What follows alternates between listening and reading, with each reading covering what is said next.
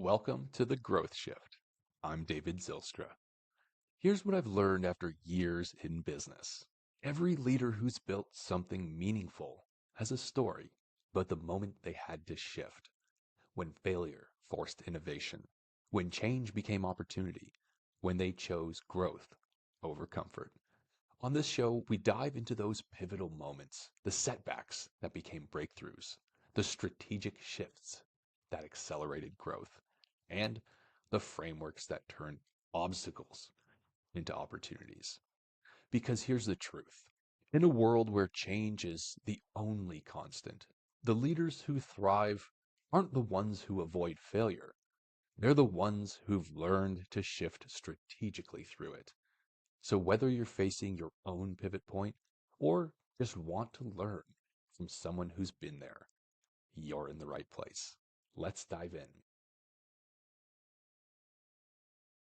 Today's guest is Andrew Burkum, a leadership coach and founder of Idea Training Academy. Andrew's path has been anything but linear. He's gone from corporate finance to running a thriving theater company, only to be forced into a radical career pivot when the pandemic shut the doors on live performance. What emerged from that experience was his signature IDEA framework, IDEA, a system that helps executives and creatives alike move from feeling stuck to taking the next step forwards. In this conversation, we'll dive into the pivotal moments that shaped Andrew's philosophy and how he's building his business today, as well as where he sees AI fitting into the future of leadership and coaching. Andrew, it's great to have you on the show today. Thanks, David. It's really good to be here. Now, you've had success in very different worlds, from corporate finance to the arts to leadership coaching. What's the one thread that connects all of these things together? The thing that probably does connect those things is it is a sense that leadership is important no matter where you are. Whatever kind of stage or area of life I've found myself in, it has always come back to the ability to lead and the ability to help others become better leaders. And so I work with so many people who think, well, I'm not a leader really in that sense. Maybe you mentioned creatives. I work with creatives and think, well, I'm not leader. I'm not leading anybody. But what I have found is that throughout all of the different areas of my life, I am always leading someone, whether it's by example, whether it's by word, whether it is by framework, whatever it is. That's always the key into making a bigger impact in people's lives. And so that's what I teach. Amazing, amazing. Well, Andrew, let's take a couple steps back. I mean, I just want to look at something to start. You went from the financial world into the performing arts. A lot of people are probably sitting there scratching their heads thinking, why are you going from, well-paid finance professional to starving artists? Like why? Yeah. I was also scratching my head. My wife probably more than me, scratching her head when we went that direction. But it was actually a return back to what I did in the past. It was a passion project for me. I went to school for theater arts. I worked in my first few years out of school. I worked in Hollywood, behind the scenes and movie sets, and spent a lot of time teaching acting down in LA. And so it was actually the transition into the world of business and finance that seemed strange to me at first. But what I found was all of those things that I had learned through all of those years of working with people, the way to navigate different relationships, different conversations, to present myself in different situations, those were transferable skills to the business world.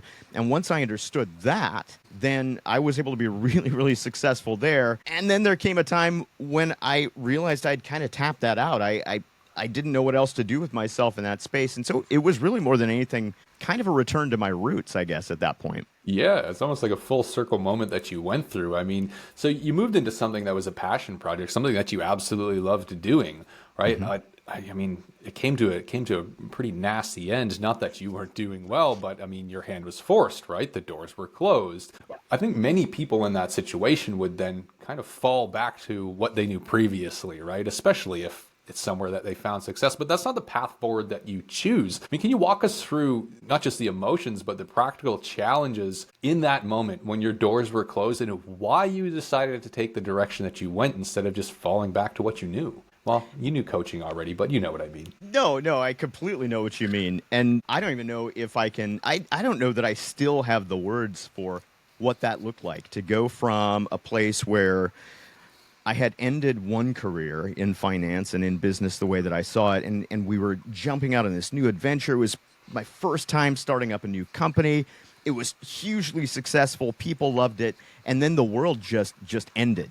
Right, there was an apocalypse that came, and all of that was gone overnight. And there was a time there right away when I went into a pretty dark space, because I actually had the thought, what if I have to go back to that place where I was? What if I have to get that job that I had before? What is that going to do to my soul? Because I've seen the other side now. I've seen what it's like to be on my own. I've seen what it's like to move towards my own goals. Going back into somebody else's space, that's just gonna kill me.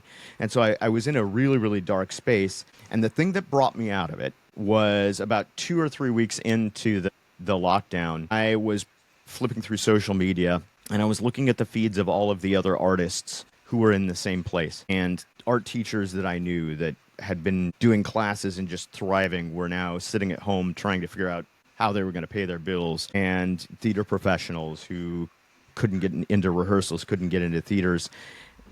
Even churches that were like, hey, we know what we do, but we don't know how to do it in this climate. And the thought that woke me up out of that dark place was, I got to help. I need to be someone who helps with this. It's not enough to sit in my own place and be miserable and just try and figure out my world. I have to figure out how to help the people that I can help. And so the turning point there was, I realized that I had my hands on some technology, some equipment. I had done some work in podcasting since 2018. I'd done a little bit of work in live streaming. And I thought, I can do this. We can figure this out. So I started to make connections with these different people in these different groups, and we started to get their work online. So those art classes started to go into online art classes and interactive, and we helped a piano teacher figure out Zoom lessons, and it grew from there to the next place, to the next place, to the next place, until I was operating a full schedule of just working with people one-on-one in kind of a technological coaching space. And when all of that flattened back out at the end of it, I realized that what I had were all of the skills that I needed to help people, not just in the tech space, not just in getting their stuff online, but I had everything I needed in order to help people see the way through places that seemed like they didn't have ways through. And that was what the turning point was for me there. Wow, unreal. I mean, I imagine like the fuel was poured on the fire at that point. The spark was already there. It was ignited, but I'm sure it took off. But I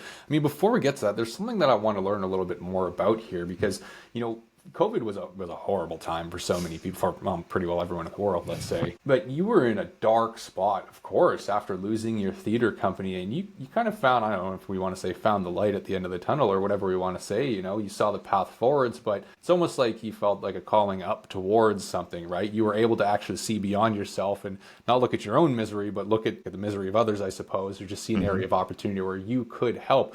Too many people at the time were still stuck in that position of being focused on themselves, their own pains. I mean, was there anything that you learned through that process? Was it a slow realization? Was there an aha moment of, hey, you know what, like, I need to do this? Like, what really just pulled you out of that? That's a really good question. It makes me think of a couple of years ago, I worked with another coach, just a life coach that I'd come into contact with through some people that I know. And they said, hey, he's got a new program. We're looking for people to test it out. And I jumped in.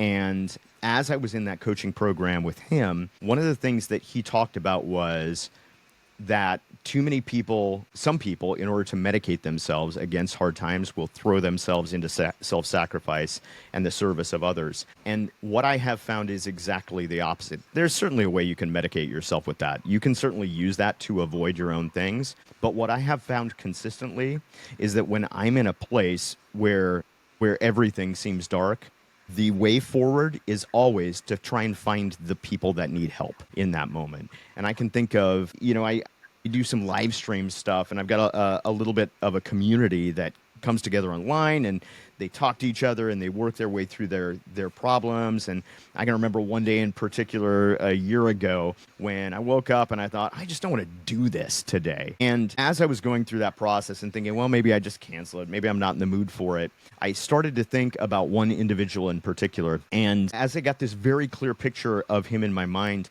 I realized that based on the things that he had said in those chats, that those streams, those live streams, those were times for him to connect in a way that he was not able to connect otherwise. Because of the way his world and his social structures were connected, this was his community, this was his group. And what I realized was in that moment, I needed to show up for him, not for myself. It was far more important that I make the impact than that I get the rest, or that that I play into my own emotions. And so what I have always found, and this is a thing that we know. Duckworth talks about this in Grit, that the people who are most successful are not only the people who can tough it out, they're not only the people who are into dedicated practice, but almost universally, they have a sense that what they're doing is more important than just what they are doing in it. And I try and build that sense into everything I do. And as I coach people, that's one of the things that I try and help them look for, is where is the purpose beyond the moment? Because when you find that purpose beyond the moment, your trajectory becomes really, really clear. You went exactly where I was hoping you were going to go with that, right? Because it sounds like people who are in that position of darkness, of pain, of confusion, feeling lost, the way forward is really, it's purpose, right? If you don't have purpose, you don't know what to focus on. I mean, there can be a lot that comes with that.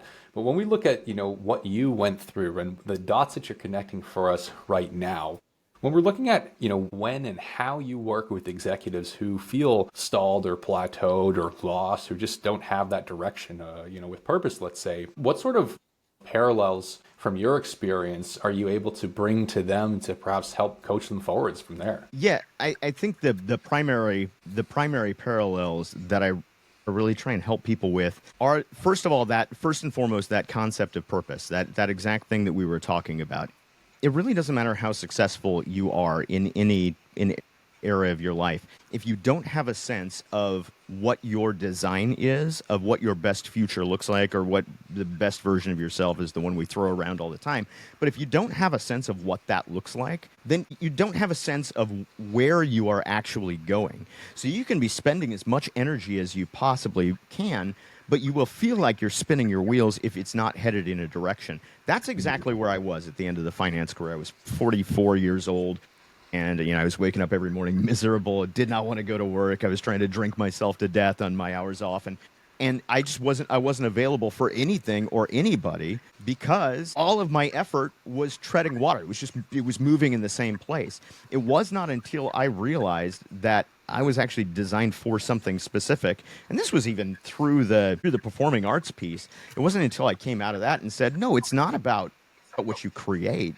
It's about who you are, and that defines where you're going. So the biggest parallel that I use for most of them is that moment.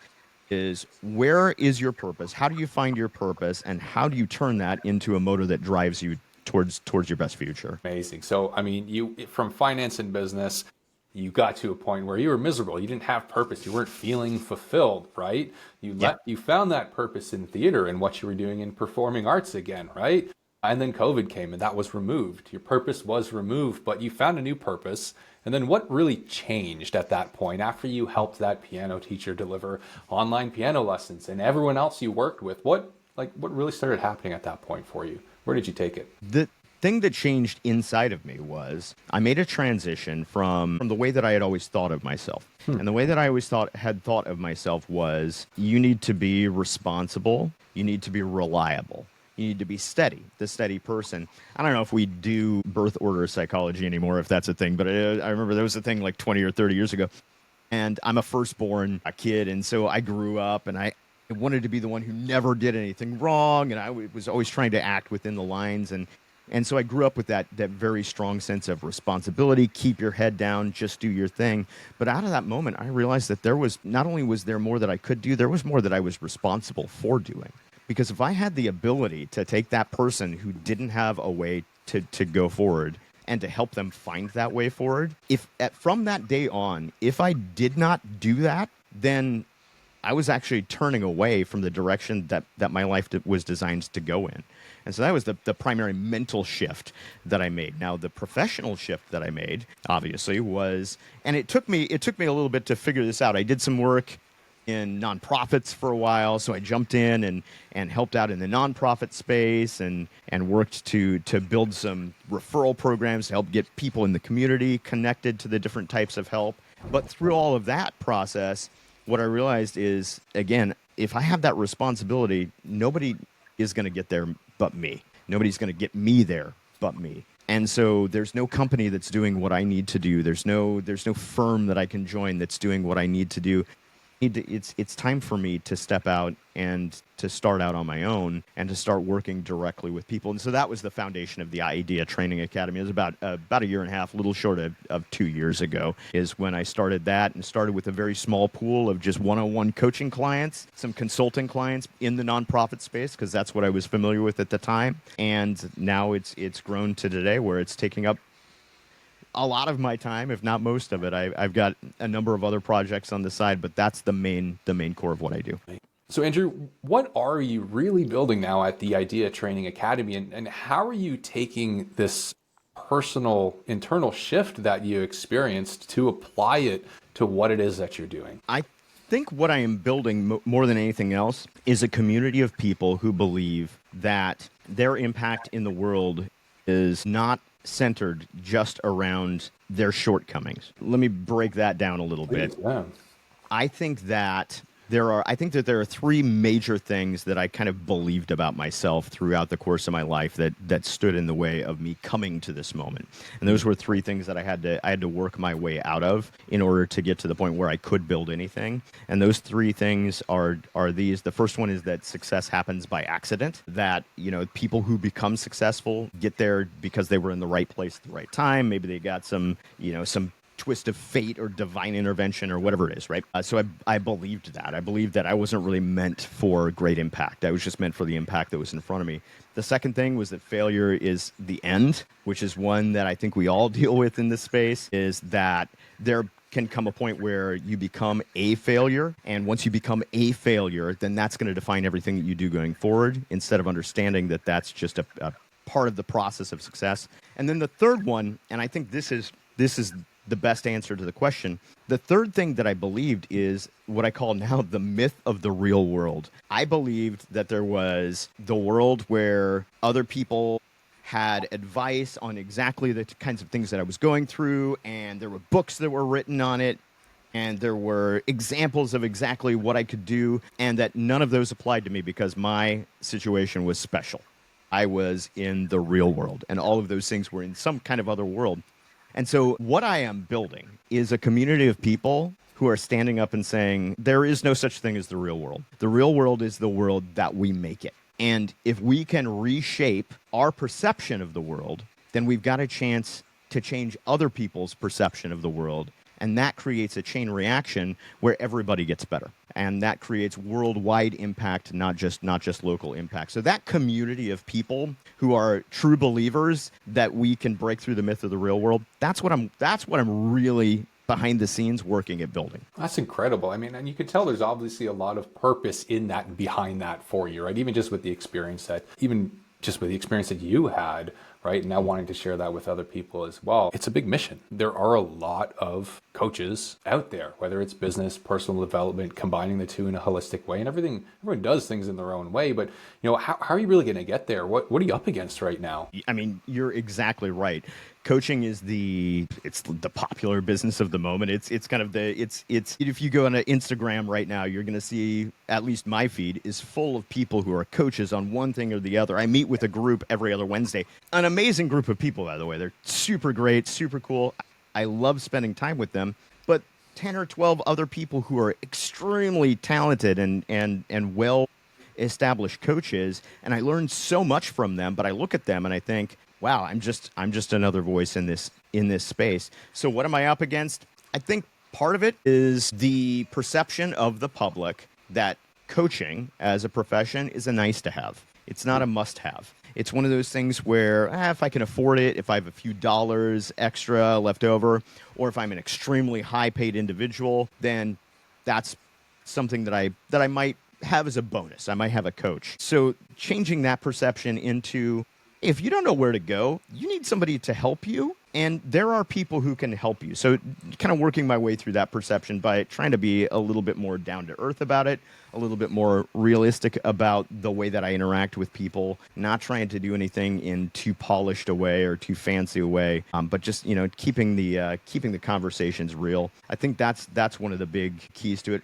The other thing that we're up against realistically is the economy is not what it was, right? We're in a position where things are shaky, and there are some people who are doing real well, but there are tons of people who are kind of at the mercy of the whim of whoever's finger happens to be on the economic trigger on whatever day of the week it is. And so that kind of cements that nice to have concept a little bit. And so I am finding it is harder and harder to do that kind of authentic marketing, I'll say, but that authentic marketing to the audience, which is, people who want a real connection but are not sure where their money is best spent right now.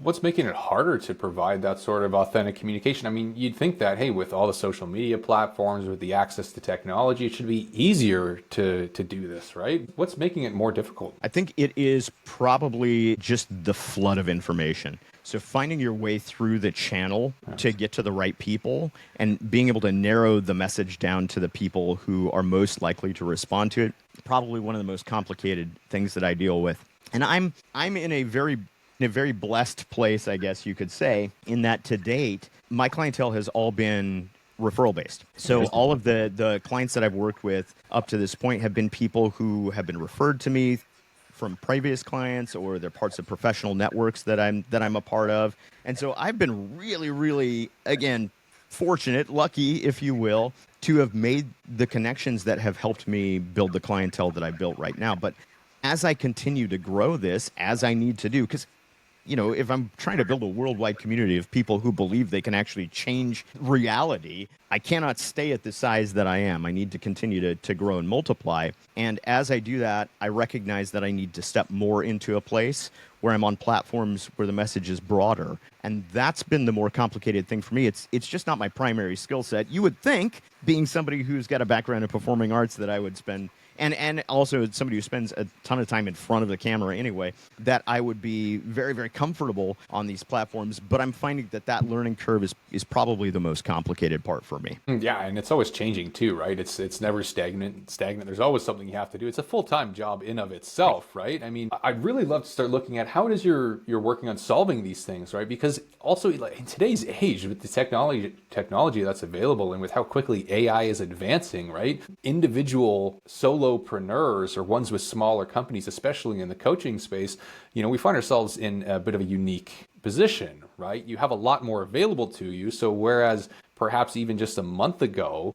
being an individual in business was challenging, especially when it comes to being a solo founder, right? With everything dependent on you. So when we're starting to look at, how it is you're tackling these challenges and, how you're using AI for that, what's changing in the landscape for you right now? Yeah, AI has changed everything about the way that I look at getting the message out and the way that I tailor the message as I go forward. I've worked with people who have used AI in a lot of different contexts. I was just talking to somebody the other day, and we were in a writers group, because the other thing that I'm working on is the book that's coming out at the end of this year. And as we're in this writing group, they were talking about a friend of theirs who had written this whole book and had basically done it, with AI. We know that could mean anything, right? But essentially, in essence, this individual had taken all of the stories that they wanted to tell and fed it to a large language model and had it kind of spit out the book, and that was their shortcut. And I knew that for me, that's never going to work. Not that listen, if you have a story to tell and you feel like you absolutely don't have the skills to tell it, use the tools that you have. AI is a tool just like any other. But for me, because I'm very particular about the way that I tell stories, and because I'm very particular about the way that my message gets out, for me, I have been much more interested in investing in AI as a thought partner and as a collaborator, as I try and figure out what the response is going to be to the different messages that I have. And so for me, it's more of a back and forth. Here's who I am. This is what I do. This is who I'm looking to talk to. Now, I need you to be that person. These are the things that I'm going to say. What does that mean to you? What resonates? What catches? What doesn't catch? How would you change this if you were going to communicate to somebody else? And by using that back and forth conversational process, I found that I've really been able to sharpen up all of the messages that I'm putting out. And I am finding now where before a lot of the comments that I would get on stuff I'd publish online would be, oh, that's a really good thought, or how interesting. And now it is, wow, that hit me where I am. Or the other day I'm talking to somebody in a call like this, and I felt like you were writing that to me, directly to me. And as a longtime speaker, that's always the moment that you're looking for. That moment where you've captured that one person in the audience and you are talking directly to them even though you're not. That is what I have started to get, and I would attribute a lot of that to that conversational process with the AI. Wow, that's incredible. I mean, it's captivating, right? Just even I can tell how much it's just pulling you into a deeper depth of what it is that you're doing and how it is you can connect and impact people. So, Andrew, it sounds like that you're using it as a collaborator. You're obviously an expert in what you do, but it's helping you develop your approach and your thoughts in a deeper way, right? This is the area that you've found to be the most beneficial. If we look at the coaching industry as a whole, there's a lot of funny things happening right now with AI, right? And I think that are having a negative impact on the industry. Where do you think most people go wrong with AI? Place where most people go wrong with AI is that they use it in a substitutionary way instead of a supplementary way. If I was going to go, and I won't point fingers, I don't know people who are directly doing this, but if I was to go to any of the AI tools that I use and say, hey, here's a client that I have, here are the things that they're saying to me, what should I say back to them? If I were to use it in kind of that simplistic a way, and I think the MIT study, we've all seen that about writers who use AI, their ability to write well over time declines. And I think that the problem there and the issue that people are having is that they're using it as a shortcut for the thought instead of a way to sharpen the thought. And that is exactly what I try to avoid. So instead of going to the AI and saying, hey, here's what my client said, what should I say back to them? It might be, if I wanted to brainstorm some concepts back, it might be more of, hey, this is my client. These are the things that they're dealing with. These are the things that they're saying. Here are 4 or 5 different activities I might give them to work with. Of those 4 or 5, how do you respond back to that? And so it's always a concept that the creative part of the work, which is the part that is distinctly human, is always coming from me. It is always the responsive part that I'm looking for there, and then taking it with the grain of salt that you do. But to answer your question briefly, I think the biggest mistake that people are making in the coaching industry is that they're using AI to substitute instead of to supplement. So, I mean, they're not the coach anymore at that point anyway, so they're just a conveyor of information. Like coaching and mentorship, it's such a personal connection as well that I think especially for people who have been working with a coach for any amount of time, as soon as you start getting just purely AI generated responses, you can tell, right? There's no longer that truly personal connection. There's just something that feels off, even if you don't notice the M dashes, right? Right. 100%. Yeah, it's funny, and I've played with it a little bit. I thought, well, let's try and write some prompts to see if I can get the AI to sound like me. And so, I've come up with a series of different prompts. Don't use these phrases. Don't use these types of phrases. Don't use these types of structures. And it will still revert to the bulk of what it's been trained on, which is the median, right? So it's always gonna come back to the median. I believe that my thought is elevated above the median. And I think that most individuals who have a message to provide, that thought is elevated above the median. And so when we are submitting ourselves and saying, I'm just going to go here because it's okay and because it's kind of the middle, we're not only robbing ourselves of the ability to get better at our craft, but we're also robbing the world of the rich context of message that we bring with our individual experience. That's truly insightful, right? I mean, because it's exactly spot on, right? As coaches, you're bringing people, you're helping them rise up with what you know, and they're connecting with you on an individual basis. right? If these people were going to be able to help themselves, the information is already out there. They don't need information. They need someone who understands them and who can help them rise above their current level. Absolutely. It's funny, I haven't really talked about the idea framework, which is the core of what I do, but it stands for identity, disciplines being the everyday things that you do to get better on a daily basis. E is for execution, which is the larger moments when you have to make those turning points, when you have to make those big decisions or those big leaps, which are often what move us forward. But the A is accountability. And I think that goes to the heart of the conversation that we're having, because all of the information that anyone needs to be successful in any field is pretty much available to them at this point. What most people do not have is either somebody to package that information in a way that they can understand it, or more often, somebody who is able to hold them accountable to applying that information in their life. And not just that, because that's the beginning. The beginning of accountability is always external. So as a coach, you're going to be accountable to me. I'm going to come back to you next week and I'm going to ask, did you work on the resume piece that we talked about last week? Did you have that conversation that we talked about you having? So it's going to start with me, but the real transition is when that accountability moves from an external place into an internal place. The structures that are most important are not, hey, I have to report to somebody, but hey, I have to do this because it's what I have to do, because it's who I am, wrapping it back to identity, because it is where I am going. And when those things are in a line, then people understand, okay, well, the information is great, but the trajectory is what's important. And so that's my thought on that. Oh, I love that framework. It just makes so much sense in the order that you laid it out as well, right? One must precede the next in order for you to actually have developed it in the right way, right? Why would you be working on accountability if your identity wasn't wrong? And then you'd be accountable to someone who you don't want to be or become, right?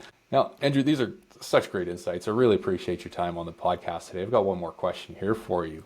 For leaders who feel stuck at a plateau, right, whether it's personally or whether it's in business, what's the one small step you'd encourage them to take today to start moving forwards? That's a great question. And I will return to the identity framework, because the first step that everybody needs to take when they are stuck is they need to come to an understanding of what their identity is. Now, most people will think about identity as, who am I?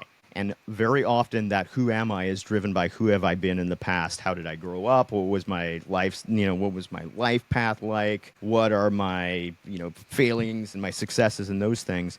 But I find that so much less important in driving yourself out of stuckness than who am I now, but more importantly, who am I becoming? Who do I want to become? And getting a very, very clear of that person, who you are becoming in this moment, is the key to becoming unstuck. Because if that person that you are becoming in this moment is not the person that you want to become, then the first step is to understand who that person that you want to become actually is.